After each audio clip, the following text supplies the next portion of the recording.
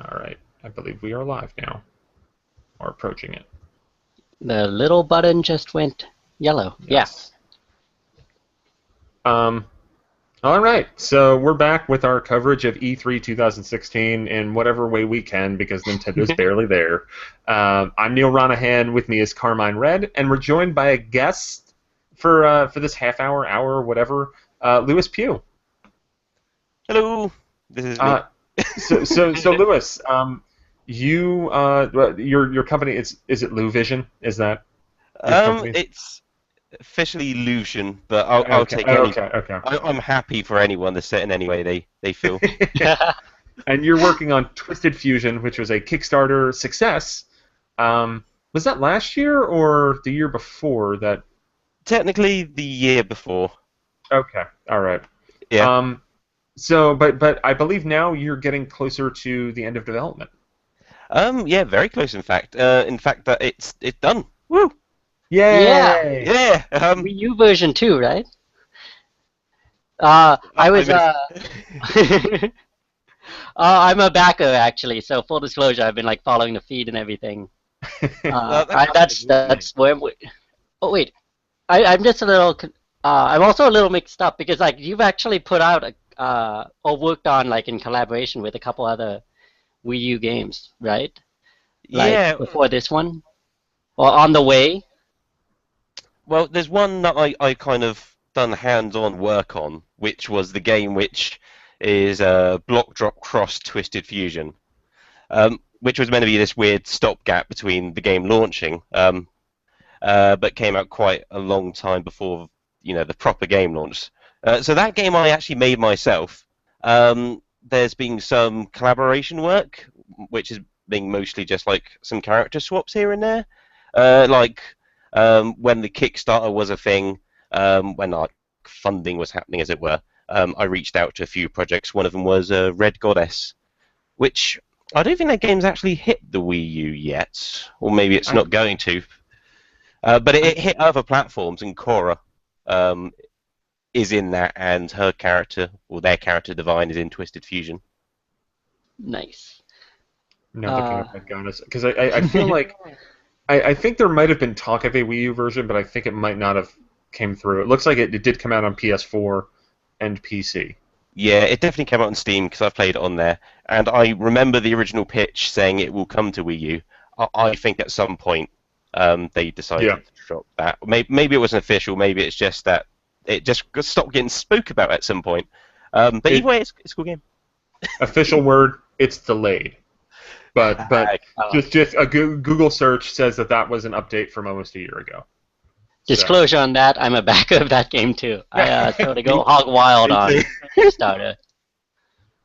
Yeah, well, I back that one. I don't think I actually needed to with the actual doing the support, with them. I could probably get away with it. But no, it's fun in developers. I've reached out to many, probably almost all the ones you can think of, and obviously I've been able to actually do stuff with some of them, which is cool. Yeah. So give us the elevator pitch for what Twisted Fusion is for people who don't know. Yeah, this is always a fun line. I last did this on an RFN podcast a few episodes back. But okay, so it's a 2D platformer game in a retro-y type style, but with the caveat, it is actually running at native 720 resolution, so it's not necessarily like a retro game in that sense. It uses traditional sprites, but it uses the high resolution to its benefit, so it's all nice and sharp. But the game itself, it's set in an open world. It takes inspiration from games like Zelda, more like the original game, maybe like the new one. You can do the game in any sort of hope. Yeah.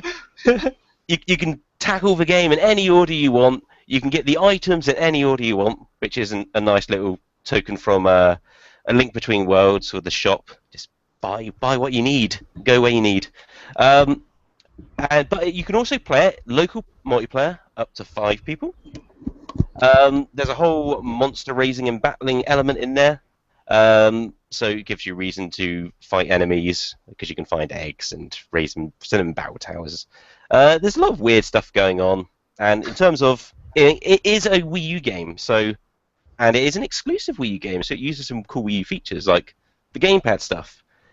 So you were playing Tokyo Mirage Sessions earlier, where it uses it as a smartphone. I've not played the game yet, but I feel Twisted Fusion does something similar. So you don't have text messages, but you have. It looks like a smartphone, as in you just see like a home screen. You see a bunch of apps on there, and on that you can access some more traditional stuff like the clock and the weather, which do have effects in the game. But you can also get to your fast travel points. You can get to like the monster raising stuff in there. There's some like you can swap the characters at any time, add players in or out at any time, even in boss battles and such. No restrictions. And so yeah, that's how it does it. And in addition to that stuff, also does all the off-TV play stuff you'd expect. You can also pump the audio through the headphones if you want to do that with the TV off. I've tried to think of, as a Wii U gamer, to tackle all those scenarios. Again, I doubt anyone would ever use it, but you could just play 5 players huddled around the gamepad.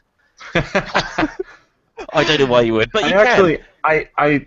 I remember this being an issue when Xenoblade Chronicles X came out, that people were upset that you couldn't plug in your headphones into the gamepad and get the audio. Yeah. I didn't realize how important that was until, well, I mean, actually streaming Tokyo Mirage Sessions right now, I was like, okay, well, I need to have the TV volume low, and I'll just plug the headphones into the gamepad, and it didn't work. It would have the beeps from the gamepad specific stuff, but like, that's such a great thing to have in games, and it's I feel like it's one of those things, like maybe off TV play in general, that a lot of developers kind of overlook because it's this specific but very frequent use case of, oh, I can't have the TV volume up, but I want to hear it. Yeah, so it's a nice little thing to have as well. And actually, in terms of an elevator pitch, the thing I've not mentioned is it's a platformer, although it's not a feature it starts with, but it has jetpacks in it. And it uses them to quite an extensive set, as it was. I mean, it's definitely a mandatory purchase from the shop. But it feels quite different, either just single player or multi people, just like being able to jetpack around the platformy worlds. That's awesome. So what's like the timeline for when it's going to come out? Nothing's confirmed. I'm officially planning for a late August release. It's not confirmed back yet. You have to go through lot check and the submission process and everything. That's the date which is written down. And so hopefully it reaches it. I mean, it's technically my first actual release through myself, and I worked on that Block Drop Cross Twisted Fusion game, but RC Madiak did the approval bits on that, and he's way experienced in that, He's had quite a lot of games. He's got quite the roster. I mean, through the time I've been making Twisted Fusion, he's done like a dozen, I think. So you got to respect that. That's impressive. So yeah, I mean, I'm hoping I don't hit any technical snags, but I hear it's, as a first timer, it's likely. But I'm hoping I've gone through stuff. I'm hoping it just doesn't come back for something silly like something on the e-manual, or but late August is what I'm hoping for. Yeah, that's awesome. I mean, it sounds really cool, and I guess outside of that, what would be? I'm trying to think of where to go. You did a really good overview of your game. It's like you've done this before. One thing I'm really curious about with the game is you seem to have like a lot of like fan art and fan support like over the years. Like, how is it like building the community? Did that all come from like Kickstarter and just like? Oh, I can see the question. Yeah, fair enough. How is there a community before there's a game? It's because I've done enough games in the past, but they've not been console games, but most of them have used this kind of central main character, which is Korra. Oh. And so, although this is a brand new game in its own right, Korra has been in a bunch of different things in the past, and I personally like, not just like, but it's a necessity to have like art of your characters, both for just portrait stuff and promotional stuff. And so something I've found is good and just in promotion, and as well as just it's handy to have and it's cool, is that when I launch a game or something, I usually do some sort of like arts competition where there's a few like cash prizes, and I say, you know, if you're also willing, your art can be used for official promotions. And so you do enough games, you do enough of those, and you got quite a big selection of fan art you can like pull out from the woodworks every when you need it. Like come Christmas or something, you need a picture of Cora in a Santa suit or something. Oh, that's awesome. Available. That's awesome. So what else has Cora been in before? Since this is not like her. I didn't know there was so much history to this. Yeah, well, it's most of the history is stuff which like most people have never seen because it's just been PC games which me and my friends have like just played. But in terms of things you can actually hunt out, I worked on mobile for I don't know quite a long time, and so she's been in a few mobile games on iOS, Android, and even Windows phones of all things. Some of them were auto runners. One of them which is just iOS, and it's quite old now, but it's very prototype Twisted Fusion. It's like a very mini like version of that, so that could be interesting to go back. So yeah, a few different things, mostly platformers, but the auto runners as well. Yeah, I got Play Store. What do I type in? Oh, saying I think on the Play Store there's just one which she does actually. There's a game which she makes a cameo in there, which is called Chipper's Tea Party. I think you have to unlock her. This almost for some reason I've got this like Total Conquers Bad Fur Day thing going on in my head with a name like Chipper's Tea Party. But I'll check that out. It's family friendly, so maybe more 12 Tales. Ooh, well rated too. Okay, cool. Yeah, I'm gonna check this out. Yeah. We know mobile is a new thing for Nintendo, but this is true. And so I won't have long, like, because obviously I've got like a Wii U dev kit, and my initial plan was like, oh, it'd be cool to make a few games for this system, and so I'm coming like finishing up my first and going, I don't really have time to make another, do I? And so pretty much NX is next. Yeah, I'm looking at like my purchase for the dev kit again. Maybe I could have planned that better. Well, I mean, the fact that you finished like your first one on console and going through all these like processes and regulations and checks is amazing, because like this is, I mean, I'm sure I don't need to tell you, releasing a game and going through all that for a closed system is a huge effort. Oh yeah, I mean definitely. I mean, because I got used to the luxuries of the mobile stores. Which is like press release and 2 hours later it's there for Google. That's the Google one. Yeah, I mean, Apple has a bit more of a process. Yeah, the Apple and the Microsoft one is like a week process, as it was, between uploading it and it appearing on the store. And the Google one is about an hour or two. And this is like Nintendo is what, 3 months? I have no idea. Right?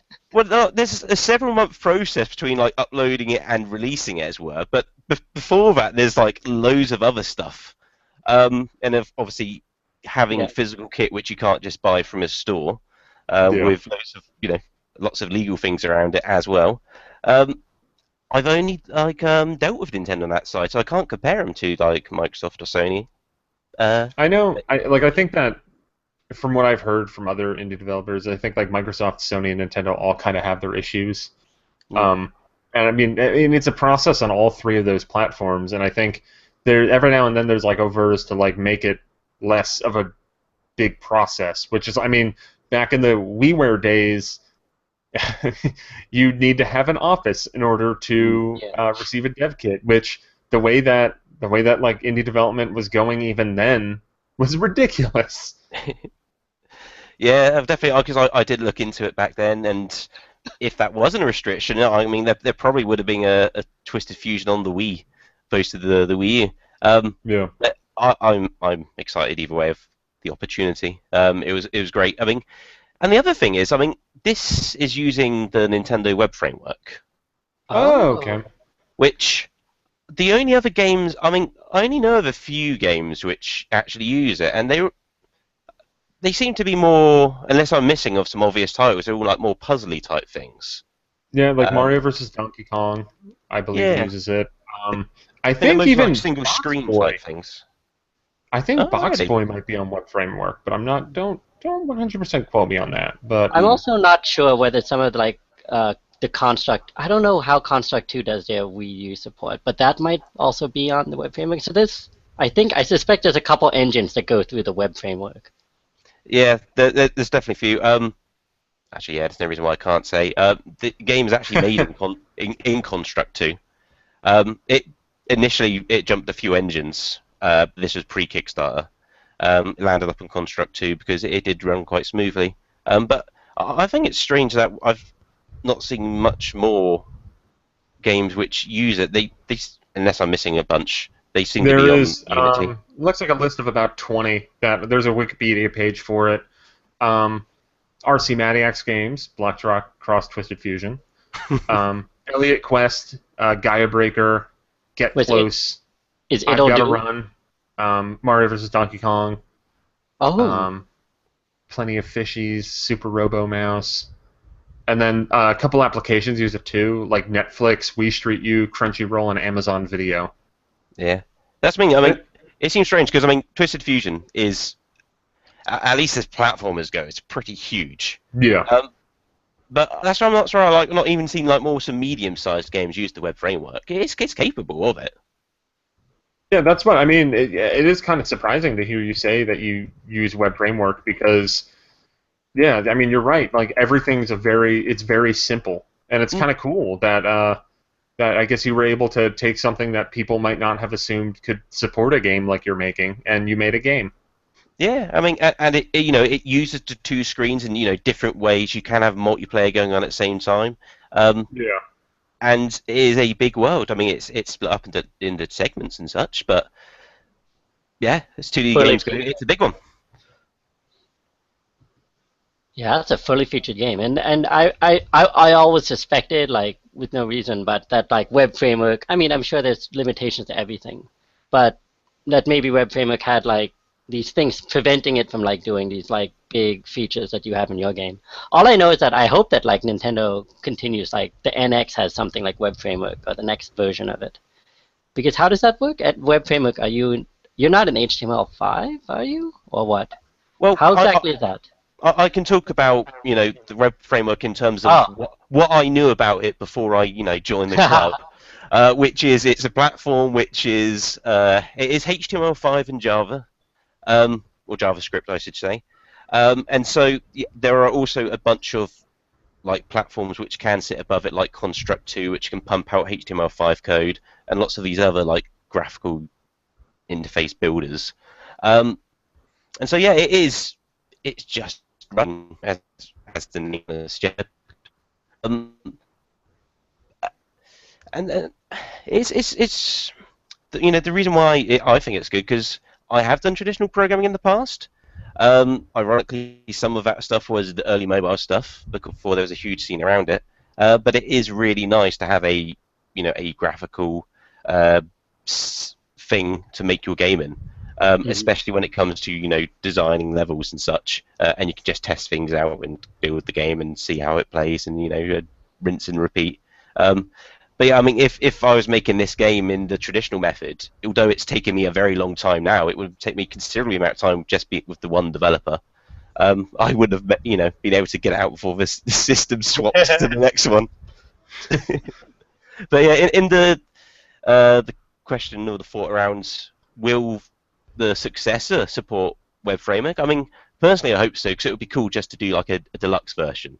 Just because like it's coming out so near the end of the system, it'd be nice to, put it on the new system as well and use that then as the foundation for the next thing. It'd be nice if I wouldn't have to start from scratch again. If I can like use this as like, oh, I've made my engine now, my personal engine. Yeah. I can make another even bigger 2D adventure game with like the time mechanics and other stuff. And hopefully I won't have to start from scratch. like maybe do like a year project thing. But we shall see on that one. I have no idea. I guess as far as the NX goes, outside of its supporting web framework, what are your kind of hopes and dreams? And are you? I mean, if you haven't gotten a development kit already, which I don't know what the full reach of dev kits are at this point, but like, are you excited for what the future might hold for Nintendo and NX? Yeah, well, I'm definitely excited. I mean, in terms of what I would want as a developer from it, I guess something which just makes it easy for me to make stuff on for it. But that's kind of an easy answer. In terms of what it actually is, I think it's tricky, really. Because I'm already making something which is exclusive for Nintendo, I'm happy to continue doing that unless they give me a good reason not to. And so I'm happy to embrace any weird gimmicks that come out of it.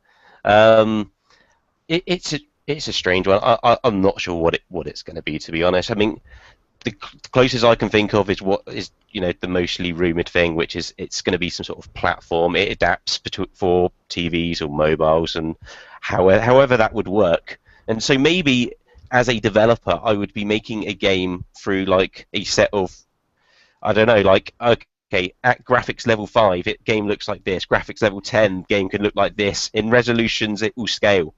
And in some ways, I mean, oddly, I've kind of done some of that on the Wii U, which sounds really odd.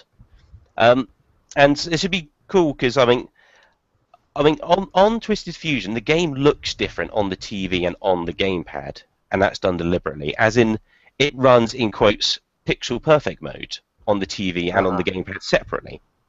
And this is a little trick I picked up from Apple on doing games for between the iPhone and the iPad, where the GUI scales, and so it's not just resized from one to the other, like that it's moved around. And so where like the heart containers are and that stuff, it doesn't look absolutely tiny on the gamepad. It still is pixel to pixel, and so those elements are bigger.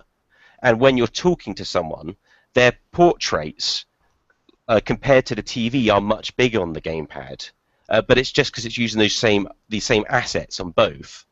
And so it means like when you're running around, you're like basically your field of vision is smaller, but the graphics are so much sharper. So I can't think of a game which has done that before.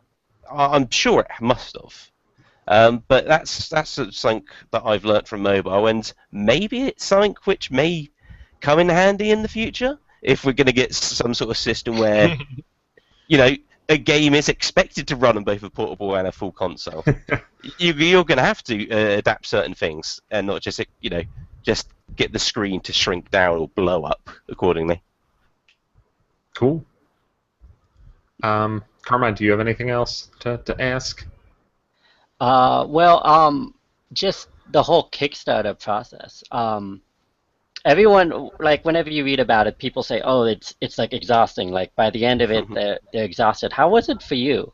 Like, was it a roller coaster ride? Was it like ups and downs, or was it a fairly good experience? So I'll break this in two things. So one is the actual like campaign funding of it, and so like the 30-day stretch. Now that is absolutely exhausting. You wouldn't expect it, and it sounds almost patronizing to hear someone say that after having a successful one. But it truly is, because I mean, unless you come out with something and it hits the goal the same day or the next day. So is that, are you saying it's like emotionally exhausting, or just because you have to keep up with it every day, or what? Both. Probably more emotionally, really, because I think on mine it got fully funded, I think 3 days before it ended. Ooh, yeah. Sure. And so I guess if you were to look on the outside, go, that's fair, mate. So 3 days to play with. But I mean, but for me personally, like those 27 days of it hadn't hitting it, as it were quite stressful, because the thing is, like, when you haven't produced anything or anything that people are aware of, it's really hard for them to get them to talk about your thing. One, because you're an unknown quantity, and two, because on the face of it, you look like everything else. Especially if you're coming out and going, "Oh, I'm doing this 2D retro thing." It's like Metroid. Yeah. Zelda? Mario? Have you heard of anyone doing one of those recently? Go on. Yeah. And so getting people to speak about was thing, and actually that kind of is a nice wraparound, really, because NWR was the people who actually first spoke about the Kickstarter. Yeah. I reached out to you guys. Yep.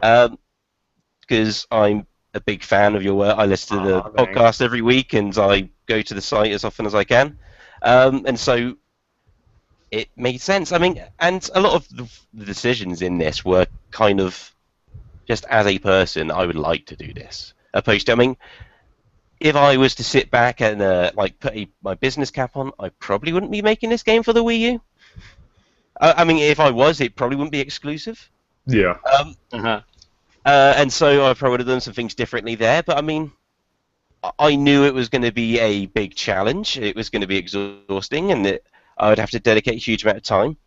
And so I thought it only made sense to do it on a platform, because I've made, you know, as I said before, apps for iPhones, Androids, and Windows Phone, and even doing it for the three of them can be, you know, troublesome. Getting everything to line up at the same time. And so there's no chance I wanted to do, you know, something of that scale on like consoles. All right, next thing's gonna be Xbox One, PS4, Wii U. Let's give this a go, see how it goes. And so Nintendo's always been, you know, my true gaming passion. It's the only, you know, set of systems I've always had. You know, I've had some Microsoft consoles, I've had some Sony consoles. I've not had all of either. I've had all the Nintendo ones. And so, yeah, huge passion for Nintendo, so it just made sense to put it there, and it's something I've always wanted to do, you know. It's what made me get into making games in the first place, so it made sense to try and get it on there. So when they came out with the Nintendo Web Framework thing, I kind of took that as, okay, that's my chance to actually try and achieve this. Went back, made as much as Twisted Fusion I could pre-Kickstarter, and yeah, then it was just a tiring amount of just reaching out to people and trying to just get anyone to speak about it or just retweet about it or anything. And that's also what started off those conversations. You start talking to other Kickstarters, because that's how busy we're talking about it. And so you're cross-promoting with other Kickstarters. But yeah, there's some cool things which come out of that as well. And yeah, the partnership with RC Maniac was kind of formed during that Kickstarter, which would later me making that game, and us doing some other bits, the Red Goddess stuff, and a few other bits as well. And so yeah, tiring but fun. It's a very big mix of emotions, but it's great that I was able to do it, because that is what funded the physical kit I needed in terms of the dev kit. Yeah. But also, it basically covered the additional stuff I needed from the game. It covered the soundtrack as well, and it covered the extra bits of art I needed. Obviously, didn't cover my time or anything like that, but you know, hey, this is a fashion project. So yeah, in terms of because of that, I'm not stressed on the success of this, in terms of I haven't had to change what the game would be in order to try to get more sales out of it, in that sense. This idea is more fashionable. You'll probably get a more, again, chance for people to look at your game if it has this feature, or if your characters look this way, or if they were whatever. You can take that business hat off just a little bit more. Keep it on, definitely, but also, yeah, not having to serve make as many sacrifices on that altar, I guess. Oh no, definitely. The way I've done it, I've not had to make any, which is great, really. I mean, maybe a few technical things here and there, but I mean that's just working with the platform. That's, you know, nothing against the system itself. Yeah, I mean that's the thing. With crowdfunding, I mean, had a successful Kickstarter, so it doesn't matter as much about your business hat because you Yeah. got people to support you for that, which is wonderful. I mean, that's what like even us we launched on Patreon about a month and a half ago. With that, like we don't need to worry about the quote unquote clickbaity crap. We don't need to put our business hats on as much. We can just kind of do stuff that like our readers and viewers would find fun, that we would find fun, and make it a little bit more passion project. Oh, definitely. No, it's great you can do that, and yeah, it's. I mean, it's hard. I mean, I'm not sure anyone's listening to this would be in the same mindset I was before this, but doing it the Kickstarter route was, just really great for me because I was able to, yeah, it took off those pressures, and I was able to make the game I want, and I'm not in a place where I had to change that vision. Yeah. What we should probably touch on is the fact that the game got delayed a few times, which is the bad side of Kickstarter, and I'm part of the problem a million times over. Yeah, I mean that's what I am with delays. I mean, we have I think everybody's favorite poster child to beat the crap out of Mighty Number 9, and it's weird because Mighty Number 9 was like September 2013, I think, was when that Kickstarter started, and like a month later was Shantae Half Genie Hero. Yeah. So Mighty Number 9 has had these delays, has gotten run through the mud. And like at this point, I think if like 90% of gaming fans saw Inafune on the street, they'd punch him in the face at this point. Yeah, it's quite crazy.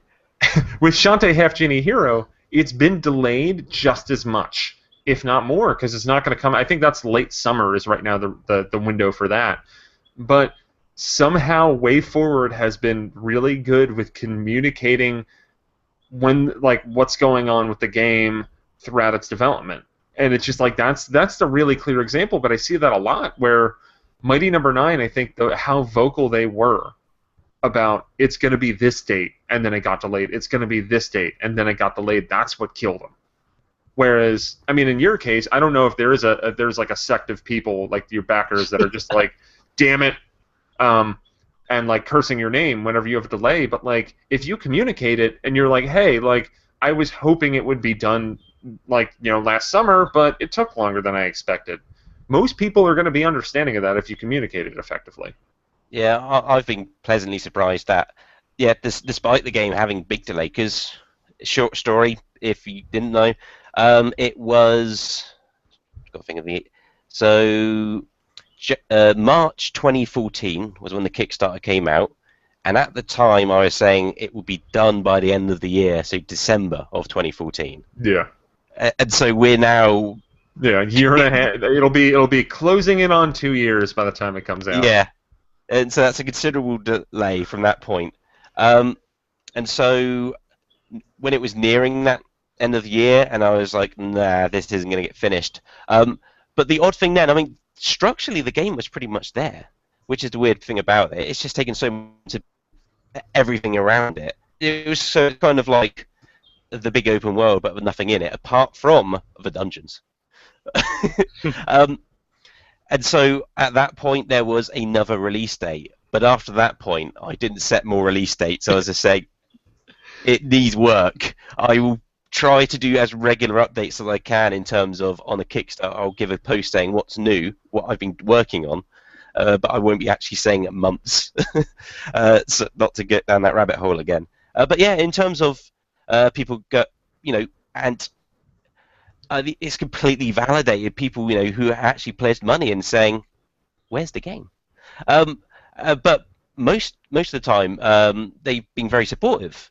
And when I produce an update, which, as best I can, explain why it's delayed and what the benefit is, what's new, what's happened, which wasn't part of the original docket, or what you haven't heard of or didn't know about in the original pitch. I think that's helped a lot as well.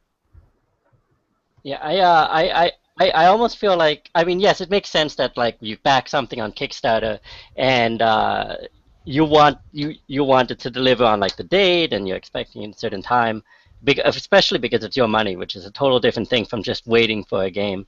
Yeah. But I don't know. Personally, yeah, it's like Mighty Number Nine. There's so much vitriol about it right now. But I'm like, when you were saying Neil, like the poster child for delays, I thought you were gonna say Zelda. So Yeah, well, I mean, Kickstarter. okay, Zelda was Kickstarter, a yeah. Kickstarter But I'm game, like, if and they were anyone, like 2014, baby. I'd be like, you jerks. But like, I mean, that's when like, I mean, Nintendo has that luxury because yeah, but they're I mean, not. I would think that if there's any fan base that understands delays, it would be the Nintendo fan base. There has never Like, been a 3D Zelda game that hasn't been delayed. yeah, Every single one has had, because what, Ocarina, I think it was a year. Majora's, I think, was at least a year. Um, they should have delayed Wind Waker more. yeah. Wind Waker, I think Wind Waker might be the closest. Like that might have been like half year, 3 months, something like that. But I think that even got like Twilight Princess year. Skyward Sword, I think a year. Yeah. Because I think that was supposed to be 2010 originally, and they said, yeah. Because I rewatched the E3 2010 press conference, and Miyamoto makes a comment that I'm going to need more time.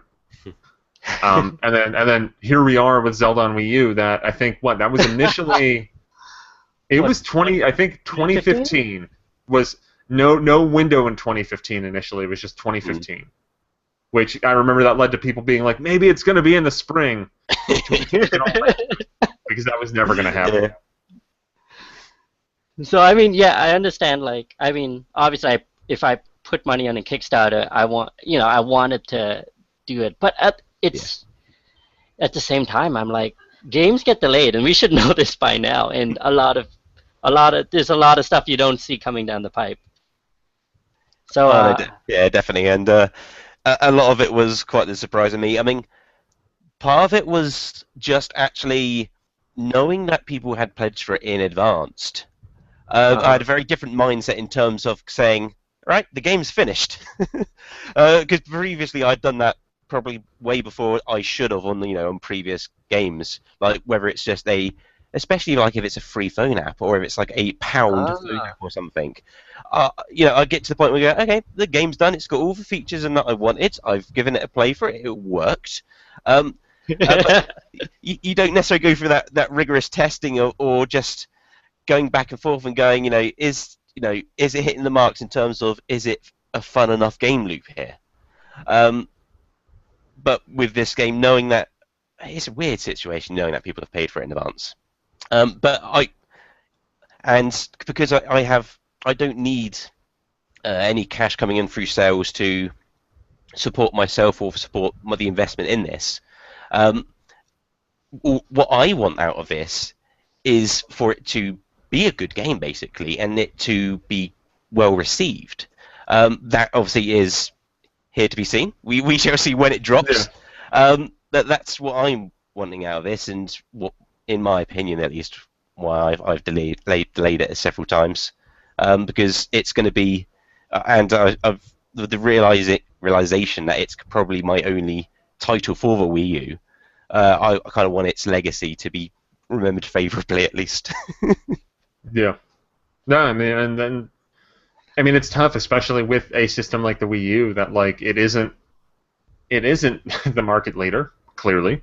Yeah. But you still, I mean, it's not like it's a wasteland for indie developers though, because you do have successes there. I mean, Shovel Knight is, I think, more the exception than the rule, but like they rocked it. Like they are working with Nintendo to publish that game in Japan this month. Like that's incredible. Yeah, I know. They had the amiibos as well. Yeah, and Affordable Space Adventure. Yeah, that was. I was worried when that came out that I was like, this is gonna bomb, and like we're never gonna see these guys make cool games on Nintendo systems again. And I think I got in a Twitter conversation that then a developer from the game, like, basically was just like, "Yo, dude, you're wrong. No, we were very happy with how it turned out, and the sales were fine." I'm like, "Okay, cool." Yeah, Rumbo's another one that was a success. Yeah, because Affordable Space Adventures, it was co-developed by two developers. One of them was it Naptop Games? Yeah, and then Niffless. Niffless, yeah, because Naptop made Spin the Bottle as well previously on the Wii U. Yeah, which I think bombed, but I think Spin the Bottle. Spin the Bottle is a brilliant game, and I understand why it bombed, but it sucks that it bombed. Yeah. Yeah, I mean, yeah. So there is a really good amount of support for almost suspiciously like with these Wii U exclusive things, which use its features. I mean, on the other side, you do also get a bunch of indie stuff which just treat it like just a normal console, which is fine in a sense. But as an end user, you do kind of feel that it's it's almost being too quickly done. But it kind of makes sense in the sense that it's also been released on a bunch of other systems, and so that's why you're getting a game which is just mirrored on the TV and the gamepad, and has no other features beyond that in terms of Wii U specifics. So yeah, that's kind of the weird position to be in as the indie for the Nintendo system, at least currently, because Wii U is the opposite of the market leader, and you have to go the extra mile to put in the Wii U specific stuff in there. And so you do find some these weird exceptions where they do that, and at least personally, I really appreciate when that happens, and this is why I'm doing it myself. So I think I know Brian. You have joined us, correct? Hi. Brian, meet Lewis. Lewis, meet Brian. Hello. Hi, Lewis. we are going to be going to talk about whatchamacallit, the top 15 Game Boy Advance games soon as we kind of assemble the horde. Lewis, you're more than welcome to stay and join the what will surely be a bloody argumentative. 1 a.m. for you? Aren't you? Isn't it like midnight over where you are, Lewis? You're right with your first guess. Oh, okay. We're a minute away from 1 a.m., but I'm happy to stick around for a heated discussion of top GBA games. Yeah. Yeah, I think we're waiting on a few other people to join us, but I guess I can kind of explain how this all came to be. So, for people who don't know, we have a Patreon, patreon.com/NWR. If you are $5 a month or more, it's what we kind of tentatively call the NWR Fun Club Advisory Board, where there's a couple other things that go along with it, but one of the main ones is that we're doing these kind of ranked top lists. At least one a month. We did two in our first month, actually. Last month we did top Star Fox characters, and then we did top 3D Mario games. That latter was a bloodbath. So for the Game Boy Advance's 15th anniversary, we decided we are going to try to hash out the top 15 Game Boy Advance games voted on by our patrons of a certain level of $5 or more, and our staff. And because there were a ton of Game Boy Advance games, I don't know off the top of my head how many, but there were a lot published, I assure you. Just doing it where it's like everybody send in your top 15 seems like it wouldn't work that well. I feel like it'd just be like all the major Nintendo games that everybody played would sort to the top. So I had this is a structure, potentially convoluted structure, where people sent in their 15 nominations of not ranked, just 15 nominations. I tallied those nominations, and every game that got more than one nomination will be discussed now. I believe that's 35 games that we have. Ooh. And then we are going to whittle that down, cut off 20, arrive at a list of 15 unranked, and then that will be sent out to our staff members and our patrons of $5 or more to then rank in order from 1 to 15, and then we will figure out from there what the top 15 Game Boy Advance games are. So, all right, I think we might have the oh god, we might break Google Hangouts, and I'm very excited. I'm actually going to avoid this bloodbath, and but I will see you guys in the. Well, I will jump over to watching and be in the chat there. Excellent. Bye. Excellent. All right, bye, Karma. Do you need me to jump off too? No. I mean, if Google Hangouts break, it breaks. But if you want to have your voice heard in this crazy Game Boy Advance thing, I'm down. So I'll introduce the other people. Matt West returning to the show. Hey. And Adam Abu Nasser. Hey guys, I'm actually recording this from the surface of the sun. How hot is it by you? Oh, it's like 100 degrees. Oh wow. Yeah, it's been. We had some hot days in Jersey a while ago, but it's not bad right now. It's probably 100 degrees here right now. I mean, it's been 100 degrees for like the last 2 weeks, probably. So I'm used to that kind of weather. I'm trying to. All right, I need to figure out the best way to even discuss this. There are a lot of games. I think we should all just start yelling. Yeah, yelling over each other. Really, Yes. just so no one can hear anything. So, all right, so. Well, let's go. Let's start off by going through. We'll go from the ones that have gotten the most nominations and go down from there, or do we want to start at the top or the bottom? Probably the bottom, since I think we're gonna all agree on most of the top ones. Yeah. Yeah. All right. So then let's start with the bottom. Here. I'll list off the ones that have gotten 2 nominations: Castlevania: Circle of the Moon, Drill Dozer, Final Fantasy V Advance, Kururin, Mega Man Battle Network 1, Mega Man 0, Ninja 5-0, and Pokemon Emerald. Is there anything here that anyone from this panel would like? I posted it in the chat if you want to look at the list better.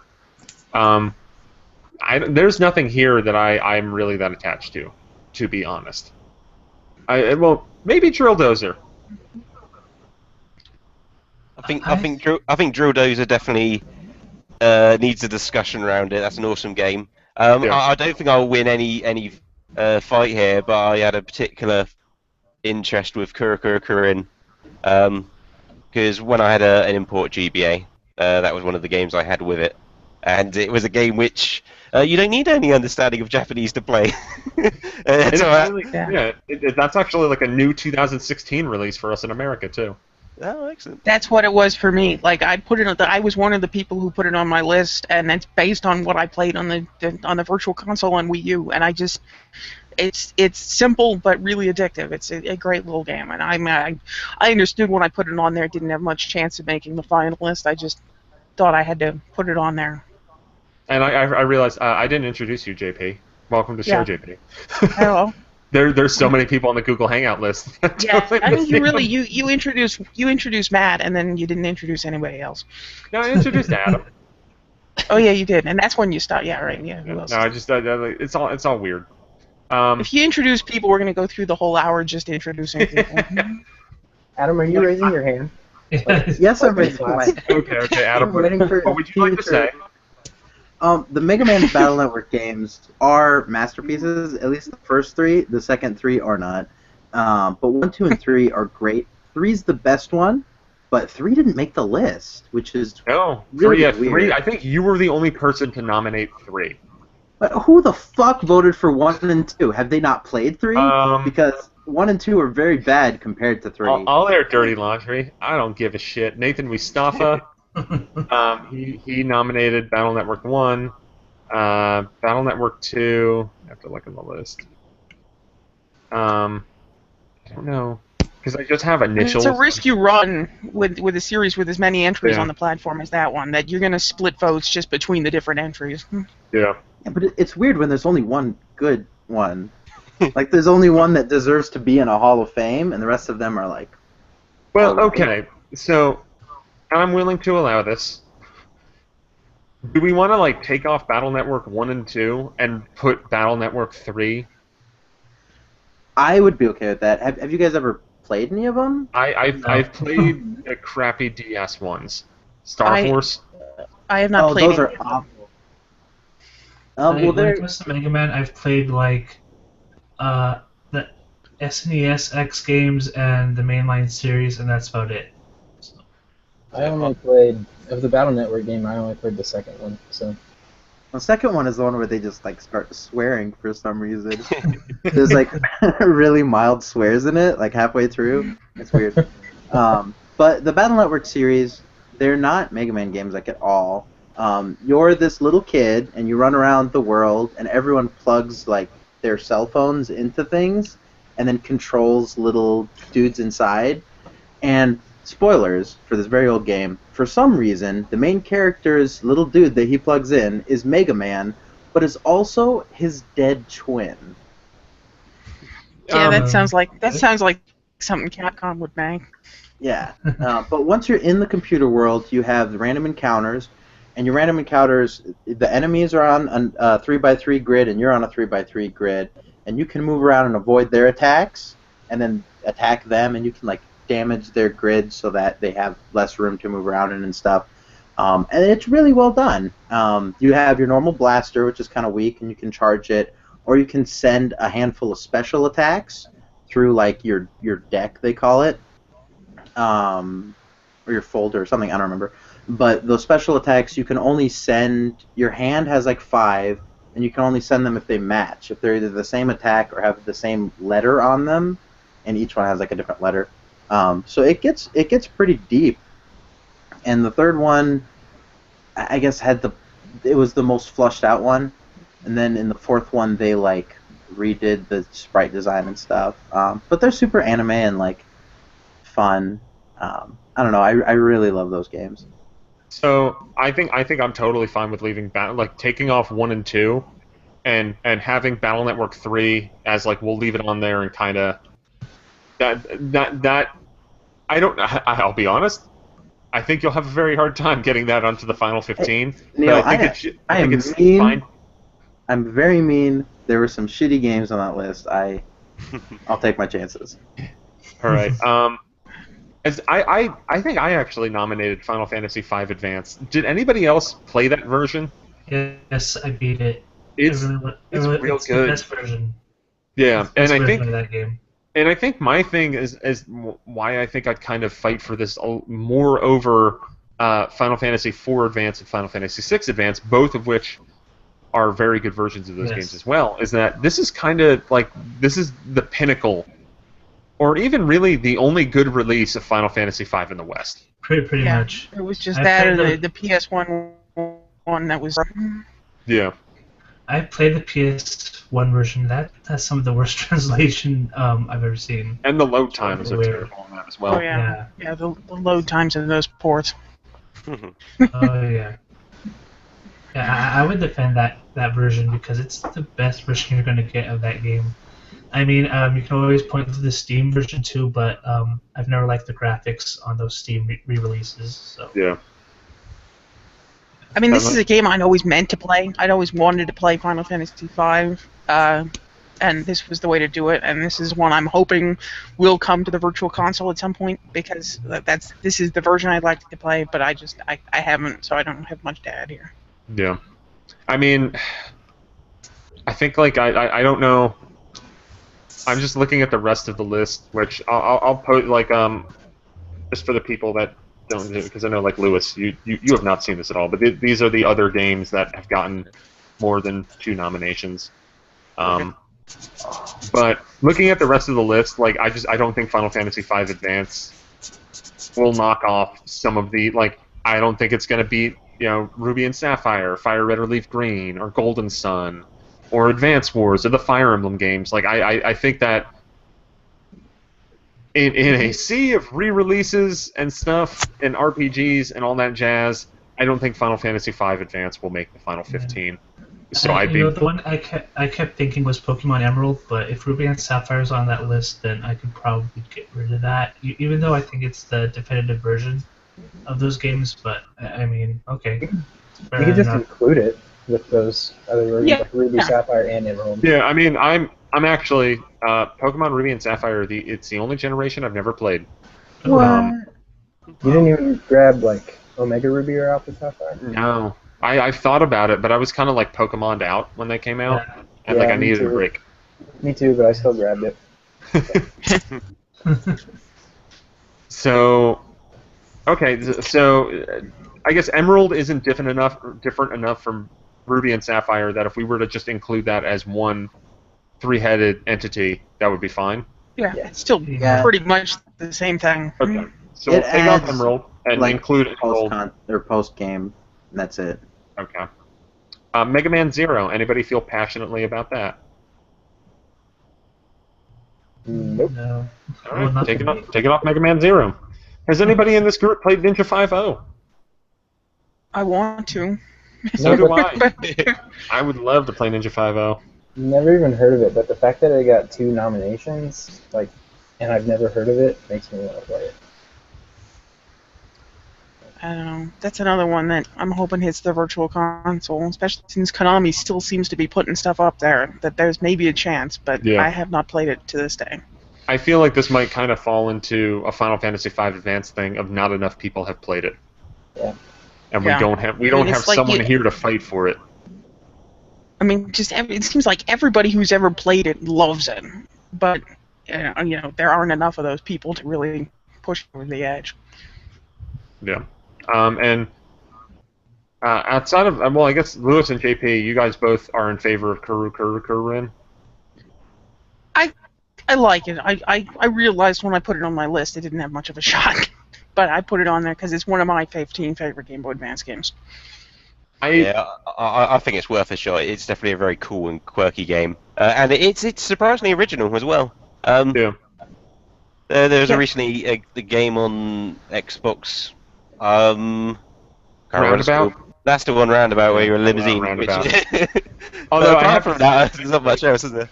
playing Roundabout and then going back to Kuru when it came out on Virtual Console, I like Roundabout way more than that game. Like, Kuru is weird because I like what it does. I think it's a super original, unique game. I just didn't like it that much. Like, I Yeah. think we did like a Well, I've never review. even heard of this Roundabout. I gotta write this down because I have not heard of Roundabout. I'm gonna do Like, this JP, now. do you like weird FMV shit? do you well, like it depends on how it's done. Yeah. I do like Kuru. So we got Castlevania Circle of the Moon. I think Aria of Sorrow is the definitive Castlevania game That's on the the Game thing. Boy Advance. I don't think we're gonna put. Like if you're only gonna put one on there, it's Aria of Sorrow. Yeah. I've only played Harmony of Dissonance. Which that was like my least favorite of those three. Yeah, it seems mean, like I'm it not was a like lot a of people's least favorite. Yeah. I'm not like a super Castlevania guy, but I did play that one. And it was okay, but I mean, I'm not gonna like defend it if we want to get rid of it.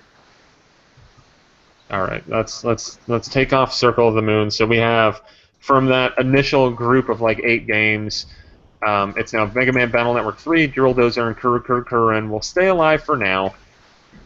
So the next I guess let's look at the ones that got 3 nominations, and those are Final Fantasy IV Advance, Mario Golf Advance Tour, Mario Kart Super Circuit. This is really annoying how it posts the chat. Here, I'll type something so that Yeah. we'll separate it.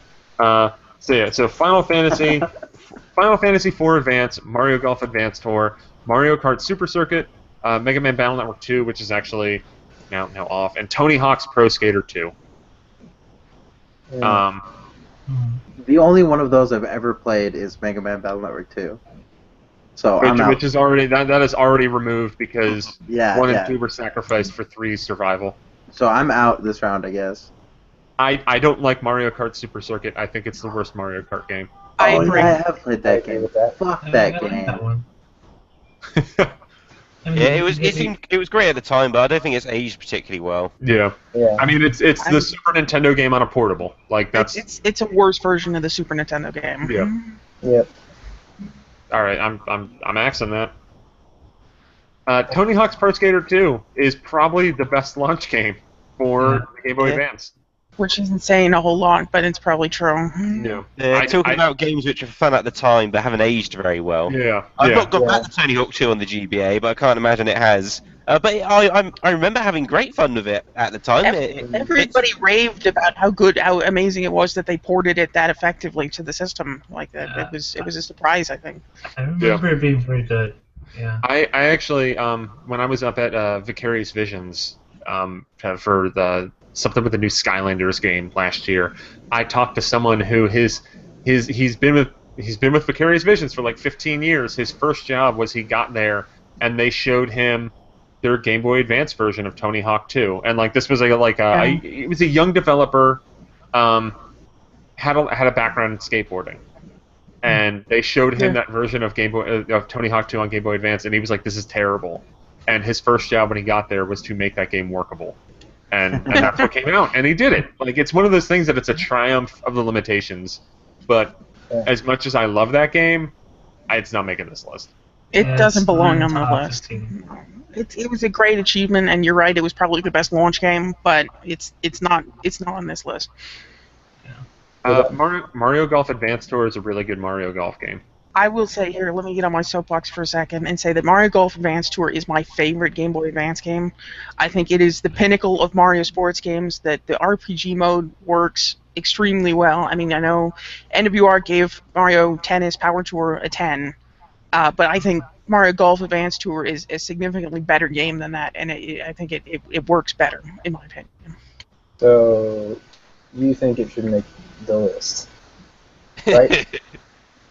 It would make. I mean, I don't. Yeah, it doesn't get enough credit for how good it is. I don't think. No, I think you're absolutely right. Like, Yeah, I think I think it might be my favorite Mario sports game. I've not played the Game Boy Advance version, so what I'm going to say is not going to count for anything. But the Game Boy Color version I really, really loved. So if there's anything like that, you've got my support. A better version of that. Is it? I mean, Isn't it's this very one similar. on Wii U Virtual Console? It is. Yeah. Okay, I might get that because I missed a lot of the portable Mario sports games when they first came out.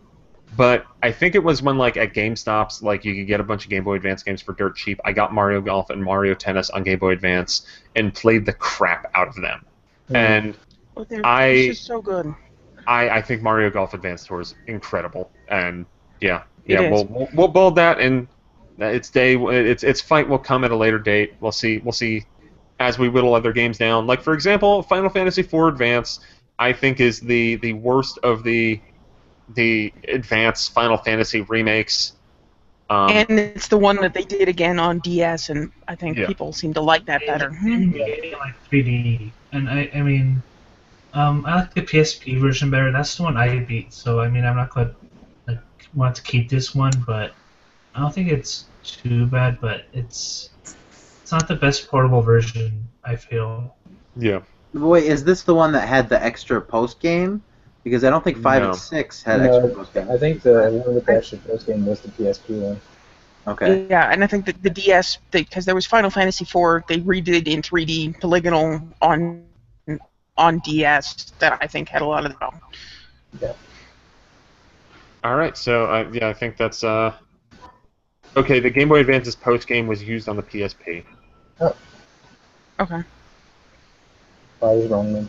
All right, so we have our next batch of so these are the ones that got 4 nominations: Harvest Moon, Friends of Mineral Town, Mario vs. Donkey Kong, Super Mario Advance 3, which I need to double check. I think that's Yoshi's Island. That's Yoshi's Island. Yoshi's Super Mario Island. Advance 4, which is That's Super Mario Mario 3. Bros. 3, Yeah. and WarioWare Twisted.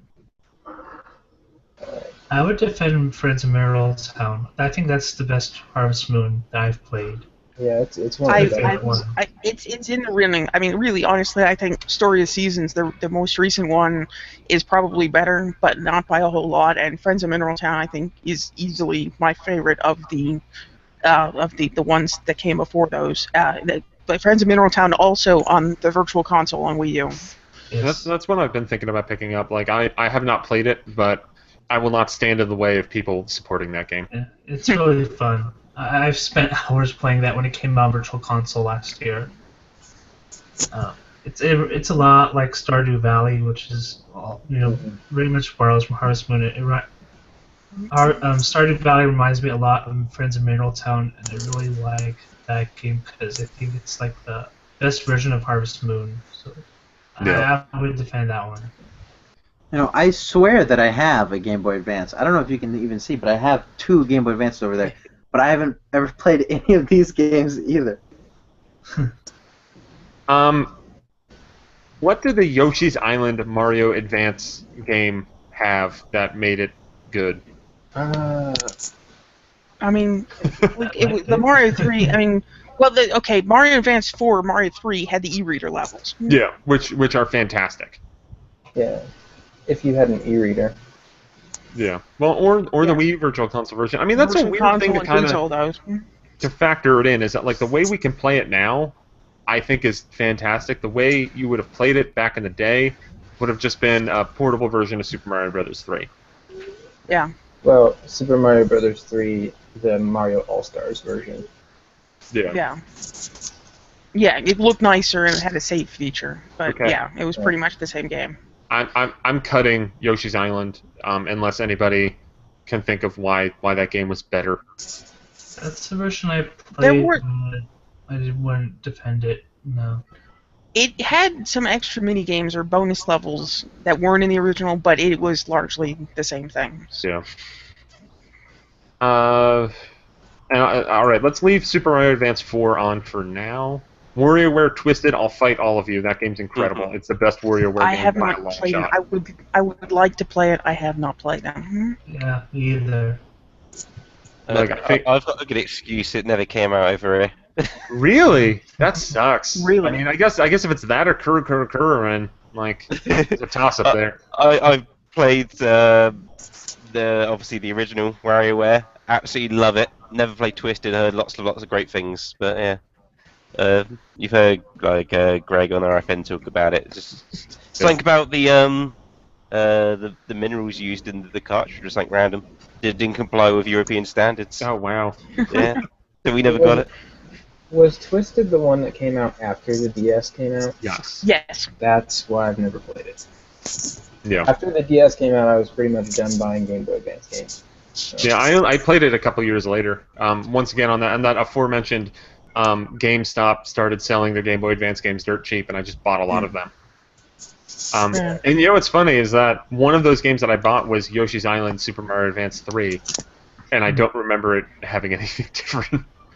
Which is why I won't fight for that game. It was. I mean, there were little minor things, but you're probably right to take it off the list since it didn't add much.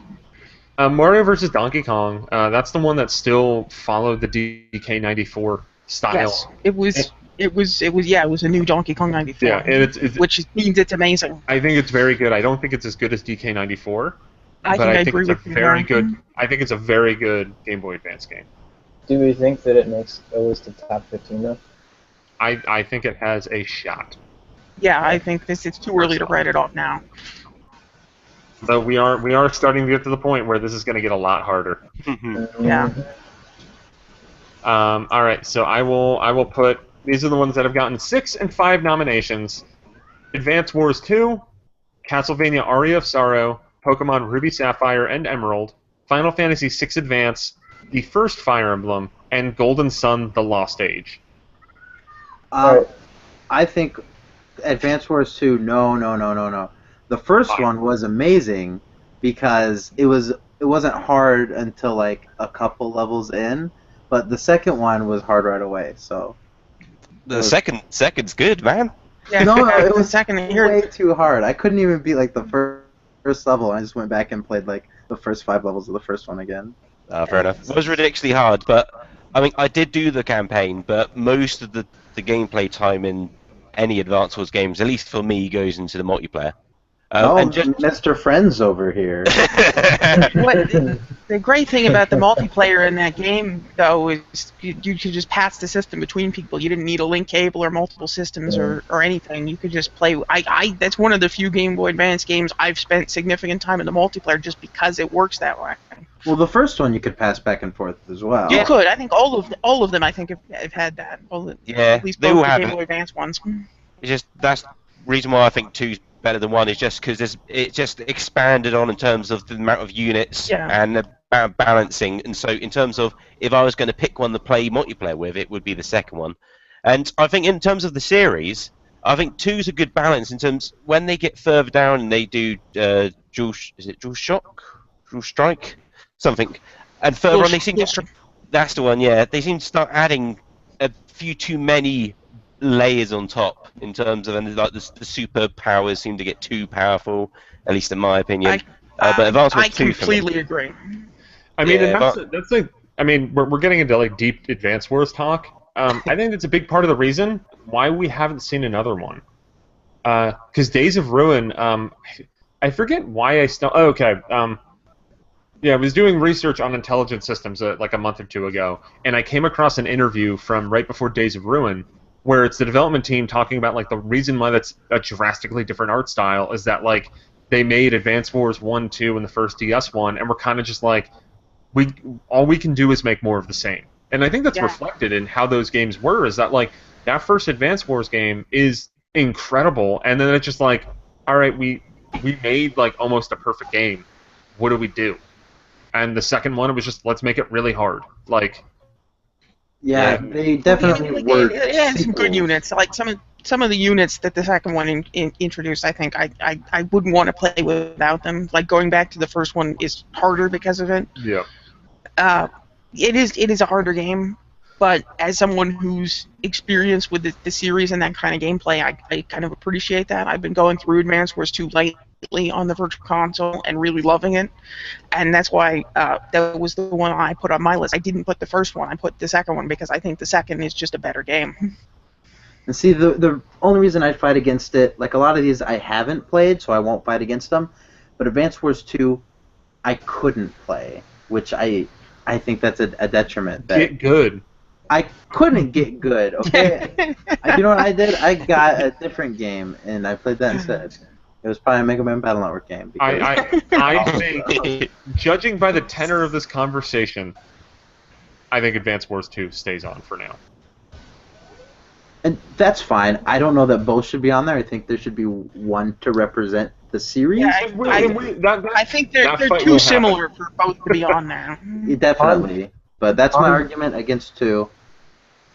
Castlevania Aria of Sorrow, is anybody going to fight against that? Because I think that's the best Castlevania game on the system.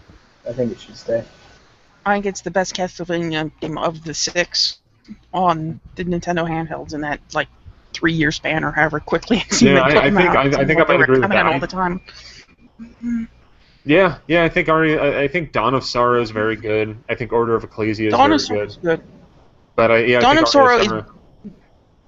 Sorrow is better in some ways, but I mean I've gone back to it recently, and that gimmicky touchscreen and microphone stuff is like that really dates it. All right, so we'll keep that on. Pokemon Ruby, Sapphire, and Emerald. Yeah, I mean this is a great game. I think it would be in the top 15. I'm kind of ambivalent, but I won't stand in the way. I mean, if I had to choose between like Fire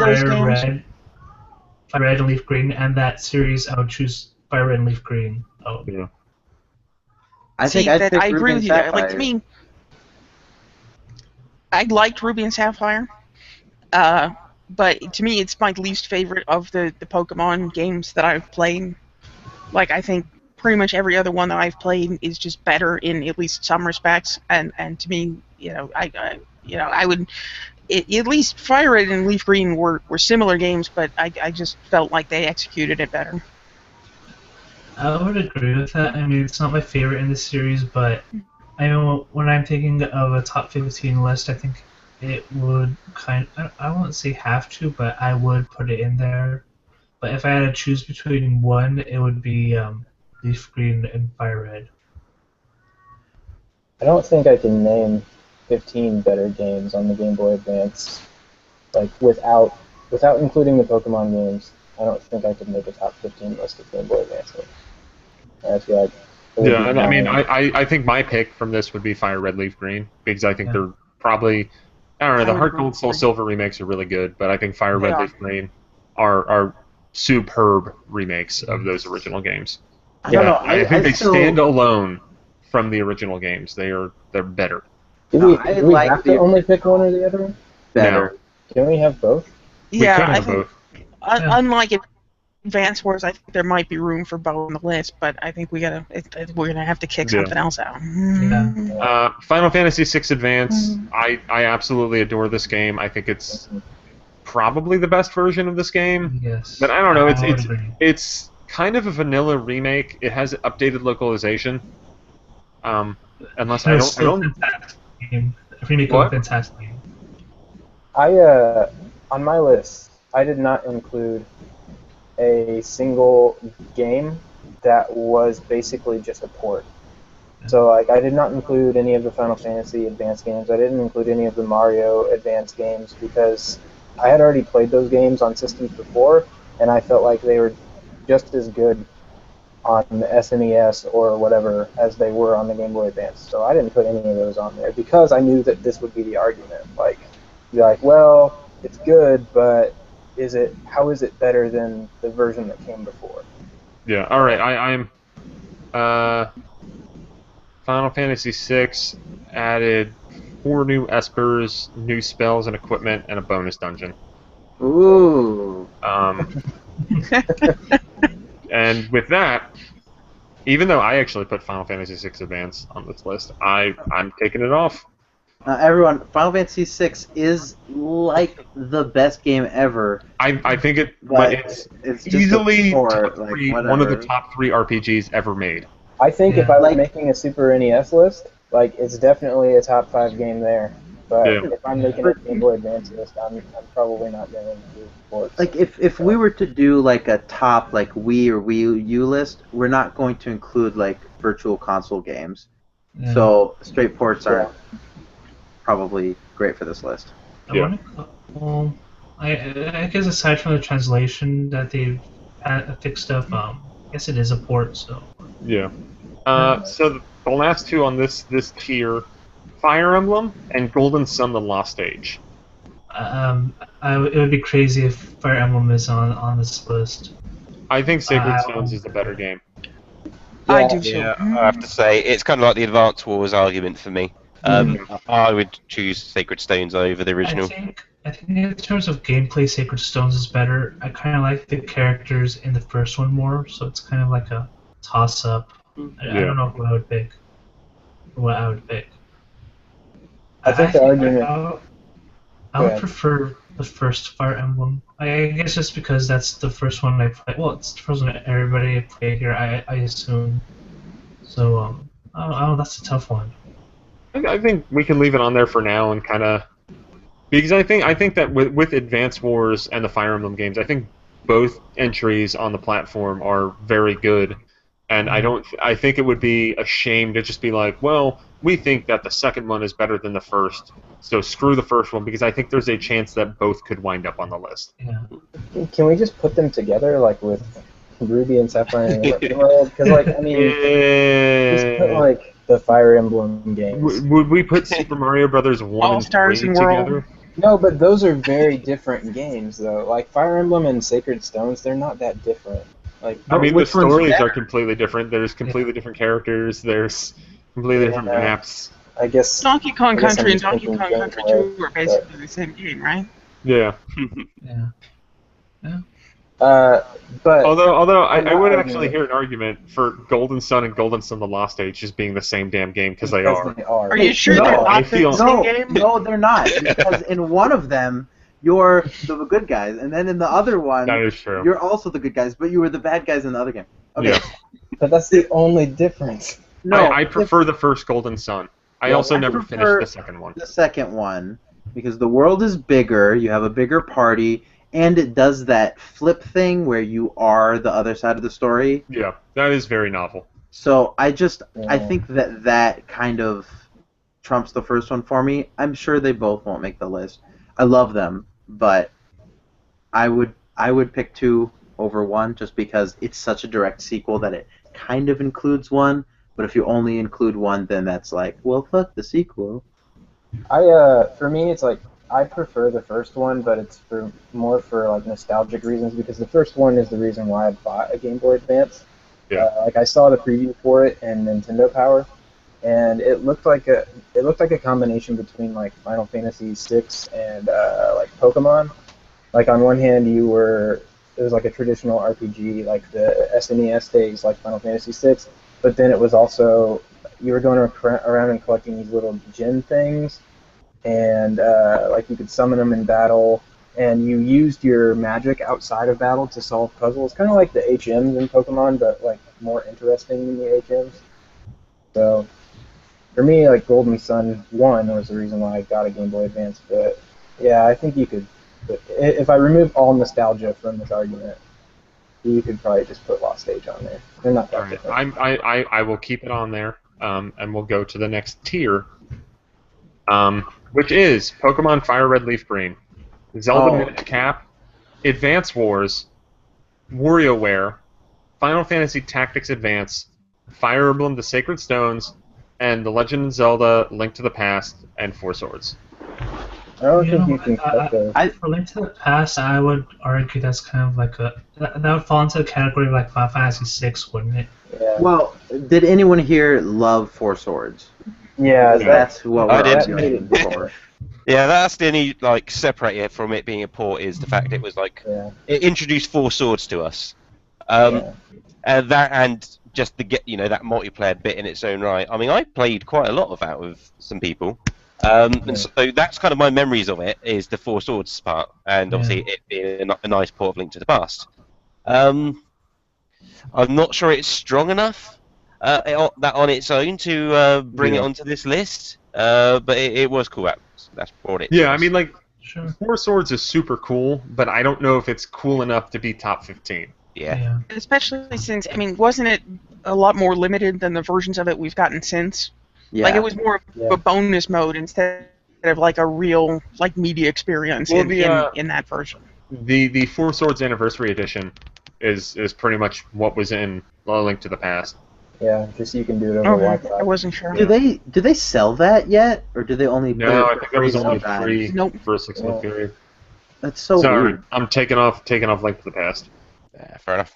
Yeah. As per our earlier conversation, I think that we need to keep Fire Emblem Sacred Stones on the list for now, and we will put the Fire Emblem games head-to-head at a later date. Yeah, Same with Advance Wars. I think every other game other than Link to the Past on this list should stay. Yeah. Now we're at the point where, Mm. yeah, I mean, Pokemon Fire Red and Leaf Green I think is fantastic. Zelda Minish Cap is incredible. The first WarioWare is great.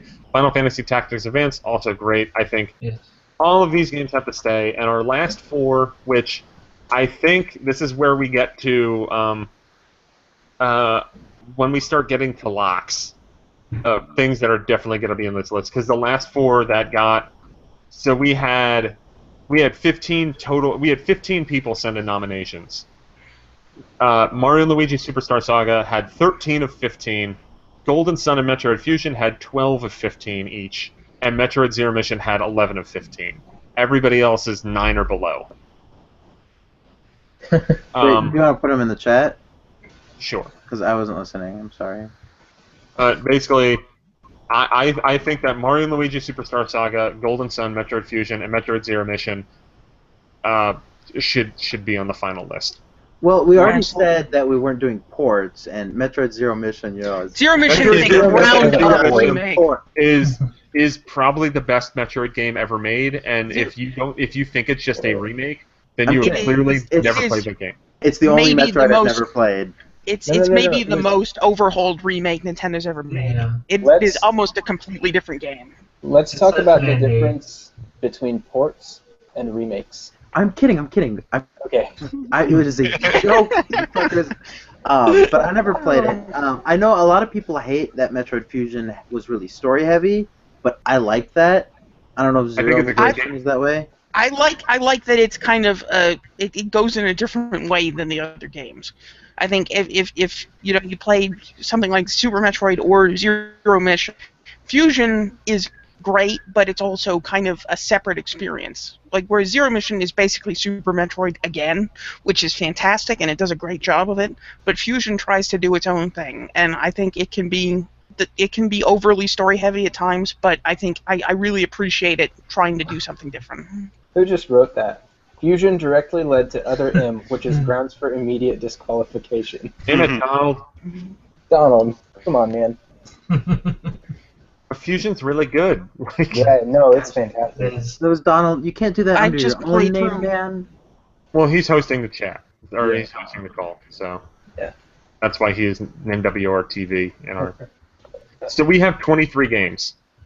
That means There's our we need to list. cut- That's have our to list. cut eight. Of I the am- top That's 15. that's better than I 23 long. thought. Yeah, so we've cut 12, Just have to still have and eight we more. have, and I'll post for Cut posterity. 8 more. I'll post the list, but I think, all right, I think Mario and Luigi Superstar Saga 100% has to be on this list. Yep. I agree. Yeah. So that is a lock. I think Zero Mission 100% has to be on this list. Yep. Okay. Yes.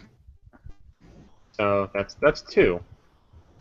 Pokemon Fire Red and Leaf Green. Now it's going to get hard. I think a Golden Sun game 100% has to be on this list. I think it should be the first one. I think it should be the second one because if we combine them, then we get the second one. Like the second one is held up so much by the first one. Let's do this vote style. Like so, Adam's the second one. Neil's the first. What about everybody else? Brian, what about you? I haven't played either enough to warrant a vote. So. Okay, JP. I have also not played either of them. All right, Lewis.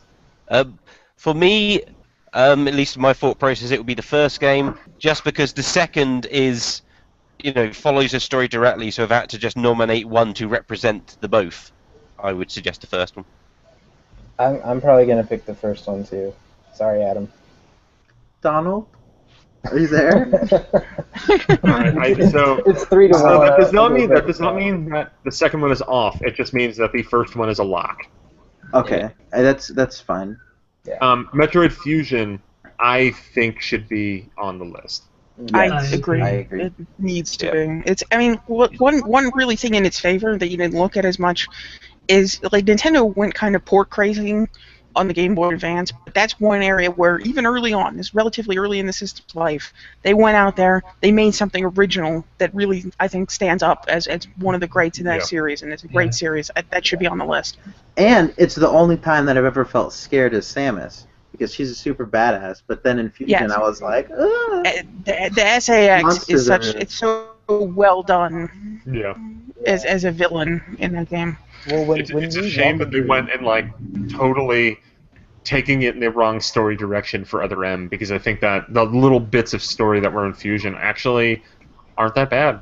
I think there's probably a bit too much text, but I would say that about just about everything Intelligent Systems has ever made. But I think it works well for the most part. I think they're nice breaks, like you're action, and then when you're going into a new area, you're like, ooh, I'm excited, what's it going to be? But you're on the elevator, and you have to listen to her think. She's just thinking, like, I don't know what's going on. Everything is kind of terrifying. And you're like, oh, it is kind of terrifying. So I think the story is a plus for that game. Yeah, I agree. All right, so that means we have 4 locks, 2 Metroid games, a Mario and Luigi game, and Golden Sun. We haven't talked about Final Fantasy Tactics Advance yet. We have not. But we need to. I think that is the best tactics game. Mm-hmm. The first one, I beat it as a small child, bitches. Even though but Advance Wars 2 was too hard for you? It was really hard, and it wasn't really like in English, like the English that they teach in school. But Tactics Advance had a really approachable story. It was really long, had a lot of content. It got as hard as you wanted it to. I think the law system that they introduced was awesome. A lot of people hated it. They were like, it's different, but it added a lot. That's the strategy.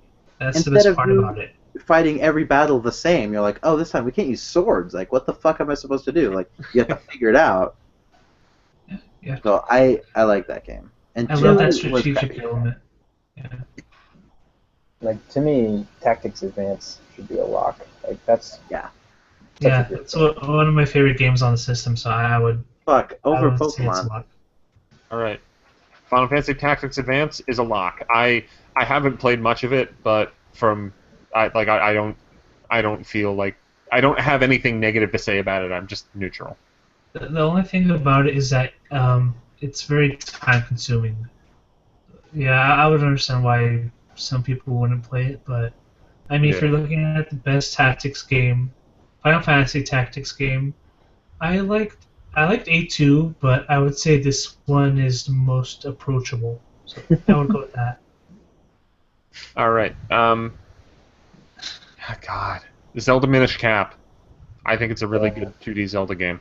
I didn't play too much of it. I think it's the only post NES Zelda game that I've never beat. And I don't know. It didn't grab me like every other Zelda game. Even fucking the Oracle games. I played the shit out of those. But Minish Cap, nope, boring. I think for me, Minish Cap is on par with the Oracle games, if not better. I like the it better. I like the tiny small mechanic. I don't like kinstones that much though. Is anybody else? Am I the only person that like has any mild passion for Minish Cap? Not in general, but maybe on this chat. Yeah. Until Link Between Worlds, it was my favorite handheld Zelda. Have you played the Oracle games or Link's Awakening? I have played Link's Awakening, and I have played Oracle of Seasons. I have not played Oracle of Ages. Oh, you have to play both of them, and then you link them up, and then surprise, Ganon's the bad guy. I didn't even finish Oracle of Seasons. Way to spoil it. I did beat. Yeah, come on, man, spoilers. Spoilers. I mean, I feel like if you haven't played like, how old is that now? Like 23 years old or something? I feel like if you haven't played it by now, Yeah. you kind of deserve spoilers. I'm guessing Minish Cap isn't a lock right now. What about Fire Red, Leaf Green? I think those are my favorite Pokemon games. I agree. Maybe not overall, but I think pretty far up there. The favorite, I I would would say say my mine- favorite on the Game Boy Advance. I think my favorite ones are probably like the Gold and Silver remakes. Yeah. So I mean, but I think this should be a lock. If we're gonna lock in one Pokemon game, it would be that one. That's I- what I'm feeling too. I like the originals more than Fire Red, Leaf Green. Why? That's. I don't know. Yeah, I do. That doesn't make any sense. Yeah. I do. Outside- Pokemon, because the original Pokemon games were my childhood, and Pokemon Fire Red was the first thing that I played on the DS. So I never even fucking beat it. Like, I got like 6 gyms in, and I was like, whatever, this is boring. I've done this a million times, and there's no glitches. Yeah, I was about to say, I think Adam's just upset that Missing No isn't there. Yeah, like fuck that. Like, I don't even play Yellow. Like, no one has time for that. All right. Fire Red, Leaf Green. Lock? Yeah. Yeah. I agree. It should be. All right. So we have 6 locks right now. What about Advance Wars and Advance Wars 2? I think the first one should be the locked one. I agree. Yeah, I think the second's a better game, but the first one at least has the advantage of this is the first time the series came out in the West. It was most people's first experience. I think Adam's right, it is more approachable. So if we're only going to put one in, I can agree to the first one being the one. And what about Fire Emblem and Fire Emblem Sacred Stones? I think Sacred Stone should be the one. If Me only too. one makes it, then I think it has to be Sacred Stones. Yeah. I just think it's the better. It's the slightly better game. Yeah, I'd go for Sacred Stones if we had to pick one or the other. I'm not the biggest Fire Emblem fan, but I did enjoy Sacred Stones more than the first one. I guess there's aspects of the first one that I really like more than Sacred Stones, but I mean, I guess I'm the only one here who likes the first one a little bit more. I'll vote for Sacred Stones, sure. So you guys all played these games then? Yeah. All right. Castlevania Aria of Sorrow. I think it's the best Castlevania game. Maybe not ever, but it's up there. Oh yeah. I think it ever. should be a lock. I agree. It should be. Those Castlevania games kind of, to a certain extent, define the Game Boy Advance. There were so many of them, it was kind of a staple. And I think that one was the best one, and I think it deserves representation on this list. Yeah. Well, if we're playing that card, I would argue the same thing about Mega Man Battle Network 3, because in the short life of the Game Boy Advance, there were like fucking 8 of them. That doesn't mean they're good. No, but there was one good one that stuck out that I think, just because it's part of that era, they were obviously successful enough to warrant all those sequels. There was one that was really good. And I know no one's going to agree with me, but I'm sure Battle Network is totally serviceable and fine. It's on the Wii Virtual Console if you really want to play it. I think if we were making like a top 25 list, I think that game would probably definitely make it. So since Adam brought it up, we cutting Mega Man Battle Network 3? no. 10 years from now, guys. In 10 years, we'll revisit this. We'll do the 25. It'll be there. Yeah. Yeah. We're fine. We'll do 5. We'll do for the 20. It's amazing. Yeah. So Adam, And it's getting 10 cut. years, Bye. 10 years really? from now. Oh my god. Looking at other stuff that we could cut, Super Mario Advance 4, Super Mario Brothers 3. I think we should cut that. Yeah. I love it, but it's not enough to stay on I the love list. that port, but it's basically the Super Mario All Stars version, and I don't think I even got it on Game Boy Advance. So I mean, I think it's the same argument for like Final Fantasy VI or something, where it's probably the best version of that game, but that's not enough to put for original things. Sure. Yeah. What's next? Now we're at the point where it's almost like the second versions of each game. We do have the decision WarioWare, the original, versus Twisted. I can only speak for the original. Yeah, same. That's the only one I've played. As much as I think Twisted is probably the best WarioWare game, I think that first one is also incredible.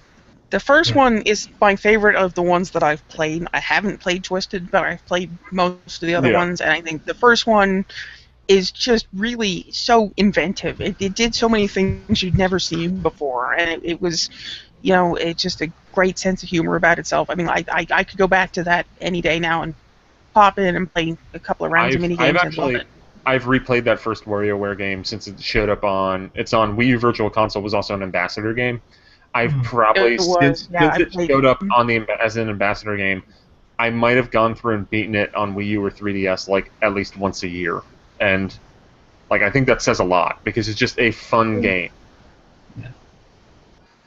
All right, Yeah, so original WarioWare. Yeah, that's the thing. Even JP, I didn't hear what you finished saying. I was just saying it's just so. It never gets old, It's such the fast pace of mini games and stuff that I can just go back to it and go back to it and go back to it again, like you're saying. Yeah. Mm-hmm. All right. So now we have 10 locks right now: Mario and Luigi Superstar Saga, Metroid Zero Mission, Metroid Fusion, Golden Sun, Final Fantasy Tactics Advance, Advance Wars, Pokemon Fire Red and Leaf Green, Fire Emblem: The Sacred Stones, Castlevania Aria of Sorrow, and WarioWare. So what we have left, we have 11 games for 5 spots. Those games, which I will copy and paste for the chat: Zelda Minish Cap, Advance Wars 2, Pokemon Ruby, Sapphire, and Emerald, Fire Emblem, Golden Sun: The Lost Age, Harvest Moon, Friends of Mineral Town, Mario vs. Donkey Kong, WarioWare Twisted, Mario Golf Advance Tour, Drill Dozer, and Kuru Kuru Kururin. That's a lot of good games. That's more than 5 good games. This is really hard. The Pokemon Ruby and Sapphire should be on the list. I agree. Because those games, they were like the end of an era. Like after Ruby, Sapphire, Emerald, Pokemon got really crappy, and then it like came back a little bit. But it's been crappy ever since. It's like. I disagree. A lot of people would say they got crappy with Ruby and Sapphire. Yeah. I mean, that's the low point of the series to a lot of people. No, they haven't played Diamond and Pearl then. Yeah, I think Diamond and Pearl is what brought me back. I think Diamond and Pearl. I agree with Adam. I think Diamond and Pearl are the worst in the series. They're not good. I mean, yeah, like I would say that both of them. I wouldn't put either of them on. I mean, if we're doing a DS list, Diamond and Pearl wouldn't be anywhere close to it. But this, I think, Fire Red and Leaf Green are just better to me. Like I think Ruby and Sapphire. They are, but I don't think them being better necessarily excludes Ruby and Sapphire from a top 15 list. I don't think it necessarily does, but I mean, we've got hard choices here, and do we really want to put Ruby and Sapphire? A second set of Pokemon games that isn't generally well liked ahead of some of the other games on this list. Yeah, Pokemon Ruby and Sapphire is the first game I ever broke 100 hours on, and I would reach for that over Golden Sun 2 or Advance Wars 2 or most of the games on this list. All right, so we're taking off Golden Sun 2. All right, yep, cool. That's fine. All right, gone. Advance Wars 2, are we taking that off too? I'm happy that we've got Advance Wars in there. I don't think we need to. We definitely should not have to. What other games did you said you wanted to get rid of, Adam? Me? I guess Kill your darlings. Let's the go. only one left that I've played. So it has to be on there because it's better than a lot of the games that got locked in. And you guys took Mega Man from me. So Yeah. personally. If you take Pokemon Ruby and Sapphire, like I will cry. It's tough But because that's not my think argument. It's because it's amazing. Your reflection was in the water. Oh yeah, I remember at the time that was so cool. It was It was fucking cool. awesome. Sonic. Oh my god, you could run and ride a bicycle and fly on Pokemon. I mean, Yeah. you can do those in all the games. I But mean, all of that's in Fire Red and Leaf Green too, in addition to a better game overall. I disagree. I do not like Fire Red, Leaf Green more, but also I think there's room for both. All right, let's not cut Ruby and Sapphire yet. Okay, so then we have Minish Cap, which I think I think it's really good. Yeah, I think it deserves a spot. The original Fire Emblem. I would still defend that game. I think it should. I think it deserves a spot. I think it's a very good game. Harvest Moon Friends of Mineral Town. I would also defend that one. Yeah, It's a great game, but it's very, very niche, and I guess that's, I mean, like, how much does that count against it in this kind of list? I don't know. I think it's like the best Harvest Moon game, though. Yeah, it's like the best one Harvest It that probably actually- is. The best one that's actually called Harvest Moon. I think it's the Yeah, best. I will agree with that. We don't need to make this. I mean, we could just make this as simple as which would we rather still have on the list: the original Fire Emblem or Harvest Moon Friends of Mineral Town? Harvest Moon. I will never play either of them. Harvest Moon seems boring, and there are newer Fire Emblem games that I'd rather play. I will probably never play either of those games. It's a hard vote, but if I had to choose, probably the Fire Emblem. Damn it. I just really like that game.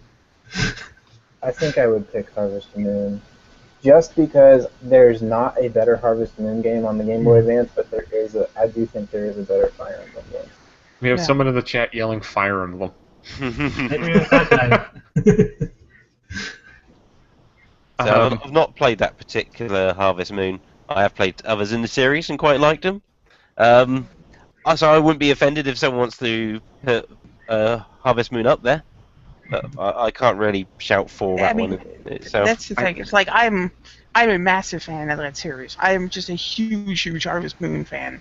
But I would understand if it didn't make this list just because this is it's not a wide appeal game. It's never been that, and so I think it's safe to say that all the games left, if we did a top 25, they'd all be on it. Yeah. Oh yeah. Yeah.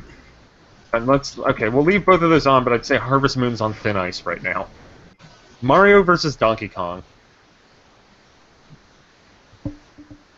I don't know. To me, this is one of the best games on the system. It took. I mean, yeah. You said before, it is probably not as good as Donkey Kong 94. It's not as good, but it's also the only other time we've gotten something like that, and it is great in its own right. Yeah.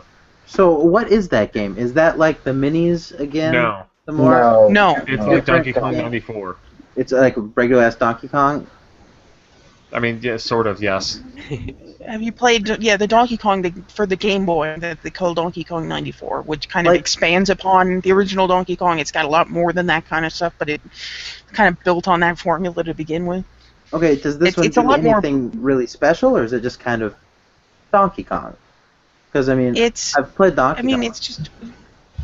It's more levels for Donkey Kong 94 is basically what it is. It doesn't do much new, but it's just a great game. Are they really good new levels? Yeah. Yes. Okay. For me, I think it's one that would make a top 25 list, but I don't think it would make my top 15. One argument for me is the fact that the Game Boy Advance wasn't a system that had a lot of great original platformers, and this one really stands out as one of the top examples of that genre on the system. All right, JP, we will put this in your hands. Mario vs. Donkey Kong or Harvest Moon? Mario vs. Donkey Kong. Okay, we're taking Harvest Moon off. Okay. All right, WarioWare Twisted. I think I'm the main backer for that. I think it's really, really good, but I think I'd be willing to let it go, but I wouldn't feel good about it. You want both WarioWares on the top 15? If you want games. to hear something kind of dumb, so I don't know what happened 5 years ago when we did a top 10 list. The top two games were WarioWare and WarioWare Twisted. Because we just had everybody from the start and compiled it at the start, and so those were the ones that were on everybody's list, and so they were at the top. Yep, I mean that's part of the reason why we started doing it like this way with the nominations and everything. Because if not, the Golden Sun would have been the second best game on the system. I can kill that nomination with 3 words: Game Boy Player. I mean, no. The bottom of the GameCube. I'm not gonna twist my GameCube around while I'm playing. I just because it's very funny. Here is June 12th, 2011. 5 years ago, this was our top 10 Game Boy Advance games. Metroid Fusion was number 10. Castlevania Circle of the Moon was number 9. 8 and 7 were Fire Emblem and Golden Sun. Very lesser known game. 6 and 5, Zero Mission and the First Advance Wars. 4 and 3, Minish Cap and Mario and Luigi Superstar Saga. And 2 and 1 were both WarioWare games. WarioWare Twisted was our number 1 game 5 years ago. Wow. So are you saying that should get it on this list just as kind of a previous champion? I think it's funny that I don't think WarioWare is going to sniff the top spot, and I don't think Twisted is going to make it onto the final 15. I will throw out this one: Mario Golf Advance Tour should be a lock. What? I said that before. Golf? Seriously, it is. Yes, there have been a lot of good Mario sports games, but that is the best one. Because correct me if I'm wrong, but it's the last Mario Golf game that used the RPGs. Yeah, might be the last Mario. No, I don't think it was. Tennis was after that. Yeah. Yeah. Although I didn't like that tennis game, I thought the power shots ruined the game. So this is the last good RPG-based Mario sports game. Do you get to go into the inside of the country club and eat? Because that is the only good thing about golf. I mean, it's like Golden Sun, but with golf. But boring as shit. Like I said earlier, I think this is probably. This might be my favorite Game Boy Advance game. It does so much well. But so is Mario vs. Donkey Kong and Harvest Moon. Yeah. You love all these games, dude. I love the Game Boy Advance. It's a great system. A lot of great games. I was gonna say, not played GBA version, but the Game Boy Color version, absolutely loved it. So yeah, anything like that, I can really appreciate how you could like it so much. It's very similar, but just better in certain ways. Yeah, all right, I'm happy for it. We need to cut 3. I think of the remaining games on this list, Mario Golf Advance Tour is one of the ones I would lock. Yeah. All right, then. I agree. Sounds like it locks. Okay, so we have right now 4 spots, 7 games. We need to cut 3. Zelda, Minish Cap. It's mostly that list. Well, it's some. Okay, cool. Thank you. So we need to cut 3 of these. So I think we should cut Kuru in. Yeah, I don't think enough of us have played it. Shame. I was actually going to try and make an argument to keep it. Just because it's, in terms of original games on the system, it's not part of the. Well. I agree. It's really good, and but it's just I understand the logic behind taking it off. For me, it's as simple as I didn't like it as much as I thought I would. That's fair enough. If that game was that good, wouldn't it have come out here? I mean, it came out in Europe. I mean, Mother 3. It did. Mother 3. Oh man, those games. How did? Holy shit, Mother 3, no one mentioned it. Nobody nominated it. Because it didn't come out here, so... Yeah. Neither did Kurt. Still, but you would have figured it would have gotten some nomination. Yeah. Somebody would have mentioned it. Mother 3, I don't even think to include it on my list. Here's the thing. If it didn't come out, just take it.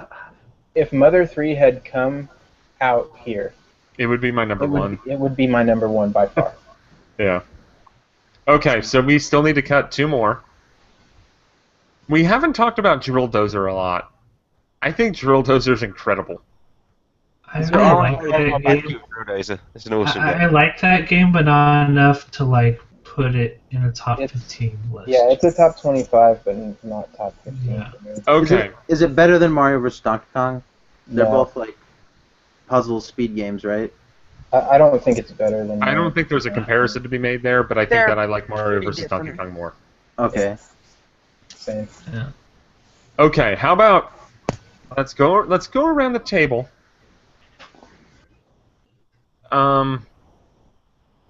So we need to cut 2. Each person say which 2 they would cut. Wait, have we cut any of these so far? Yeah, we're gonna cut. We cut what's 1. remaining? Current. I'll repost the list. Pick 2 to cut, and then just think about it for a little bit, and then I'll go around the table. I'm ready. Okay. I'm good. Adam. I would cut Mario vs. Donkey Kong because it's like Donkey Kong, and Fire Emblem because there are like 20 better Fire Emblems by now. Okay. Brian. I would also cut Mario vs. Donkey Kong because I haven't played it, so I mean, not the rest of those games I think I've played, so I would choose that, and I would choose Drill Dozer.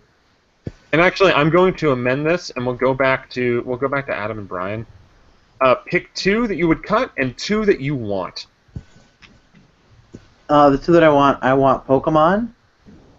I will throw a fit if it's not on there, and Zelda because I talk a lot of shit on some of the Zelda games, but they haven't made a bad Zelda game yet, so. Okay, Brian, what 2 would you keep? I would say Fire Emblem and the Pokemon games.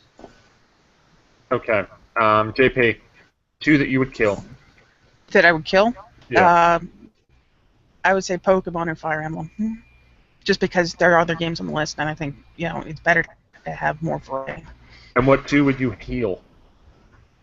Mario vs. Donkey Kong and WarioWare Twisted. Lewis. To kill Fire Emblem and Pokemon, and to save Zelda and Mario vs. DK. All right, Matt. I would keep Zelda and Pokemon, and I would kill Drill Dozer, and I don't even know on this last one. Where to that point? I guess Fire Emblem, just because we already have Sacred Stones on there. And now I'm adding in mine. Or no, I think I'd kill WarioWare Twisted just because I've never played it. Okay. It's not fair for me to kill one that I have played and not one that I haven't. So, all right, this looks like Minish Cap is a lock. That much is known. It wound up with a +3. WarioWare Twisted wound up being in the only other game from that group in the positives. I would say that is also a lock. I think that Fire Emblem is getting cut because it did not. I think it wound up with a -4. Fair enough. And then I think the last cut's Drill Dozer. I would like to fight for that, but I mean the numbers don't lie here. Pokemon Ruby, Sapphire, and Emerald, and Mario vs. DK all wound up at even. Drill Dozer was -1. Yeah. The last one's always the hardest. Yeah. Yes. Although that kind of this was less painful than I expected. That's because no one tore Mega Man out of your heart. All right, so our 15 will be sent out to staff and patrons either shortly after this or tomorrow morning. This is in no particular order. We will sort that later, and there will be something probably later in the month with this. Our 15 are Mario Luigi Superstar Saga, Metroid Zero Mission, Golden Sun, Metroid Fusion, Final Fantasy Tactics Advance, Advance Wars, Pokemon Fire Red Leaf Green, Fire Emblem The Sacred Stones, Castlevania Aria of Sorrow, WarioWare, Mario Golf, Advance Tour, Zelda Minish Cap, WarioWare Twisted, Pokemon Ruby Sapphire and Emerald, and Mario vs. Donkey Kong. So we did it. It's a good list. I mean, you know, we cut some That's a things really good people list. like, but that is a good list. All mean, right, it's- so let's have I guess we'll kind of wrap this up, and I think we'll be going. What time is Bethesda? I think it's At 7 7. Eastern. Okay, so what in So in 45 minutes? minutes. I guess we might be going dark for 45 minutes, and then have people come back for Bethesda. Yeah. We could just like hang out. Yeah, I mean, like, I might need to go Yeah. eat. I've been doing this for like I 3 need hours to go straight. eat. Well, you could just eat in front of the camera, man. I might People make a lot of money disappear doing for a little that. bit and join back later. But okay, so I'm curious, what does everybody think is gonna be number 1, and or what do you think is gonna be number 1? What do you think is gonna be number 15? I reckon Zero Mission may end up being number 1. I think Zero. I would I think agree. it'll be, but I think Zero Mission and Superstar Saga will be 1 and 2. That's what I think Yeah. too. I agree. A lot of people like those games. And I think Mario Golf Advance Tour is going to be 15. Is Mario vs. Donkey Kong on there twice? No. Sure, it's not on there twice. No, you're looking at that because it was the copy paste stuff. Yeah. I definitely think Zero Mission will be number 1. I think that game's popularity has only grown over time. Yeah. So Yeah. I mean, I didn't even play it until the Virtual Console, and it's number 1 on my list now. So it came out Yeah. on my birthday, and that was like I got to go to the store and pick out like whatever I wanted for my birthday, I think, and I picked that, and I played it a billion times.